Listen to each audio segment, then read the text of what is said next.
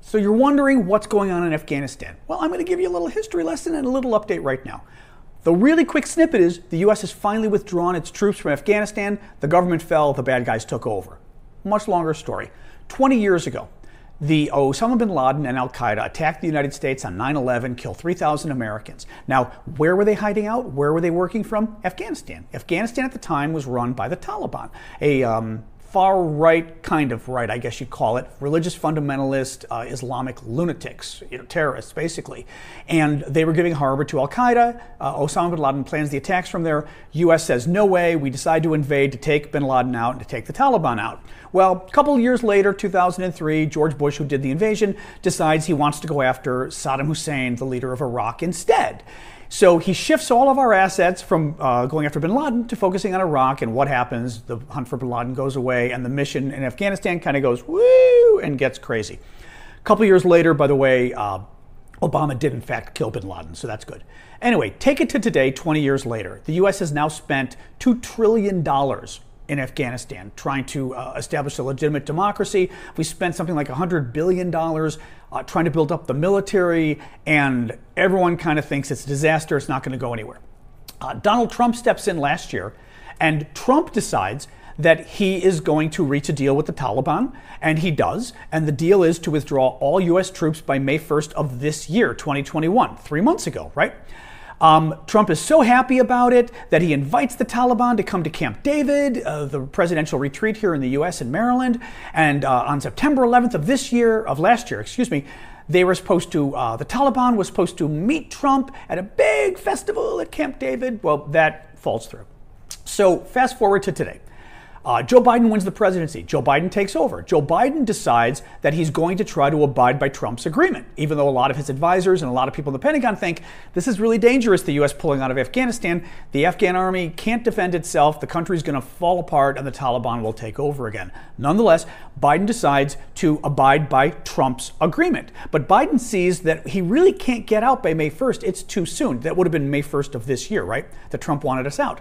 So Biden goes and says, I'm going to do it a little later. Biden did the withdrawal from May 1st until this week or last week. So pushed it until August instead of May 1st. So now you got the situation where the U.S. pulls out all its troops, and what happens? Taliban goes on the attack, and within just like 2 weeks, takes over the entire country. Now, the Biden folks are saying that U.S. intelligence told Biden that could never happen. It was going to take a year or two. How we got into Afghanistan, what's going on right now, and that basically Donald Trump is the person who negotiated the deal with the Taliban to remove all U.S. troops by May 1st of this year. Joe Biden decided to abide by Trump's agreement, and instead of removing troops by May 1st, he pushed it back 3 months to August. U.S. troops pull out, Afghan government falls, crazy Taliban people take over. Now, you kind of get into this issue of, who's to blame? Was it Biden's fault? Most of the experts feel like it's kind of every president's fault in a way. That we got into Afghanistan to take out Osama bin Laden. We ended up doing that under Obama, but then the mission kind of changed, and we decided we were going to build a democratic country in a place where it's not clear democracy can work. We were trying to build an army in a place where the locals don't even want to fight for their own rights. They don't want to fight against the Taliban. So what do, right? We spent a lot of money. Finally, Joe Biden comes in, and Biden feels, ironically, agrees with Trump on this, that it's useless. We've tried for 20 years. We're never going to win. We're never going to turn Afghanistan into a democracy, and they're never going to defend themselves. Let's just pull out, cut our losses. We've lost this war. So Biden agrees with Trump on that, pulls out. Now, so from my perspective, even though what's happening is horrible in Afghanistan today, with people running to the airport trying to get out, with the U.S. rushing to get its employees out from the U.S. Embassy, I think it was inevitable, right? There was no way to win this war. We lost the war. We were going to pull out at some point, whether in 5 years from now, 10 years from now, we'd spend a lot more money, and in the end, the same thing would have happened. The government would have fallen. Now, I'm a little annoyed that everything went so quickly. I'm concerned about how quickly Biden did the withdrawal. Now, mind you, he did it because Donald Trump reached a treaty agreement, a negotiation that he signed, and Biden felt beholden to Trump's treaty. Having said that, I still feel like he should have told Trump to go to hell and not done the treaty. But In any case, the bigger thing that bothers me is there were a lot of Afghan translators and interpreters who helped U.S. forces over the last 20 years. We had promised them that if they helped us, if they worked for us, we would get them out and bring them back to the States and they could immigrate to the United States. Well, what happened? A lot of them did come here. I've actually met several here in D.C. My Uber drivers have been young Afghans, but 10,000 of them were still in the process of applying for visas. They were stuck in the process, and the process was a 4-year process. These 10,000 had 4 more years to get their visas. What happens? The U.S. leaves.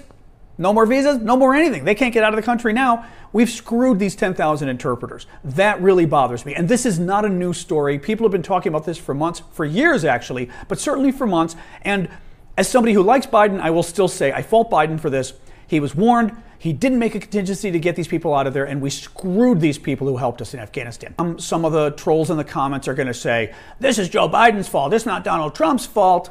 You know, what's interesting about this is just 1 month ago, and I'm going to show the video in a second, Donald Trump was bragging about how the U.S. withdrawal from Afghanistan was all his doing, how Joe Biden and everybody was trying to stop it, was trying to slow it down, but they couldn't because Trump reached a really good agreement that nobody could break, and we were going to pull U.S. troops out completely in the next couple months, and there was nothing anybody could do about it, right? And it was a great idea. Now, I don't totally disagree with Trump on this in the sense that I'm not sure what we could do in Afghanistan. I don't think we should have withdrawn so quickly.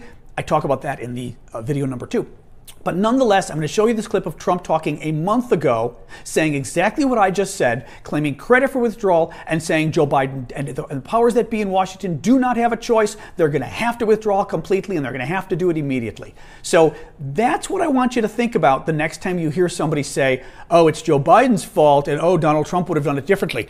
Yes, Donald Trump would have done it differently. Instead of withdrawing our troops in August of 2021, Donald Trump would have withdrawn our troops May 1st of 2021, and the same thing would have happened. I started the process. All the troops are coming back home. They couldn't stop the process. 21 years is enough, don't we think? 21 years. They couldn't stop the process. They wanted to, but it was very tough to stop the process when other things were at. Yeah, thank you. Thank you. It's a shame. 21 years by a government that wouldn't last. The only way they last is if we're there. What are we going to say? We'll stay for another 21 years, then we'll stay for another 50. The whole thing is ridiculous. So we're bringing our troops back home. So there you have it. That's why we got into Afghanistan. That's why we withdrew. It was a deal Donald Trump made that Joe Biden decided to keep. I'm not completely thrilled that Joe Biden decided to keep it, but I also agree that it's just not clear what we could have done differently. Afghanistan would have fallen anyway. It's very sad. But as I said in the earlier video, the U.S. did still screw over the interpreters and the translators, the Afghans who helped us, who we promised to get out of the country and let immigrate to the U.S., and we've got 10,000 that we still didn't help. That's wrong. And that sucks.